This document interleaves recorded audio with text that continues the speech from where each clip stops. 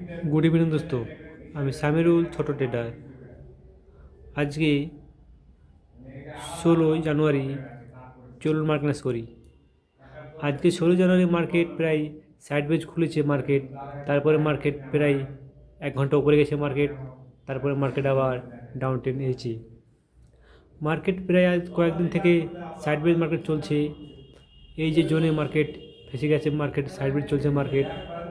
তো চলুন আজকে এই মার্কেটটা অ্যানালাইজ করি, কোথায় কোথায় বাইং ক্যান্ডেল বানিয়েছে আর কোথায় কোথায় সেলিং ক্যান্ডেল বানিয়েছে, আর কী কী ক্যান্ডেল তৈরি হয়েছে সেগুলোই দেখব। আপনি যদি সর্বপ্রথম ফলো করেন বাইং ক্যান্ডেল, তাহলে এটা একটা বড় ইলগালফিন ক্যান্ডেল তৈরি হয়েছে। এটা বুলিশ ক্যান্ডেল।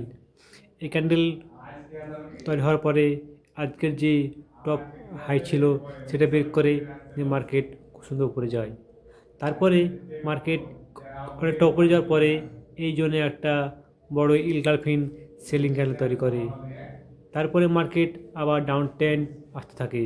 যেহেতু মার্কেট ডাউন ট্রেন্ড চলছে, এখন মার্কেট ডাউন ট্রেন্ড আসতে থাকে।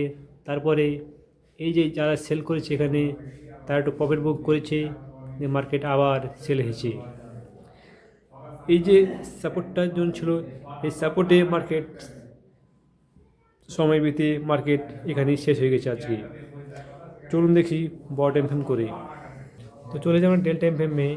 যেহেতু জানেন কয়েক মাস থেকে মার্কেট সাইডওয়েজ চলছে, এই যে একটা সাপোর্ট আর এই যে রেজিস্ট্যান্স, সেই জন্যে মার্কেট ফেসে আছে। দেখতে পাচ্ছেন 3 দিন আগে একটা ভালো বুলিশ হ্যামার ক্যান্ডেল বানিয়েছিল। আশা করছিলাম সবাই আমরা কি মার্কেটটা এই জন্য থেকে উপরে যাবে, কিন্তু মার্কেট উপরে যায়নি। মার্কেট আস্তে আস্তে মার্কেট প্রায় ডাউন টেনে আসছে। কিন্তু এই জন্য একটা সাপোর্ট আছে, সেই সাপোর্টটাকে মার্কেট রেসপেক্ট করছে।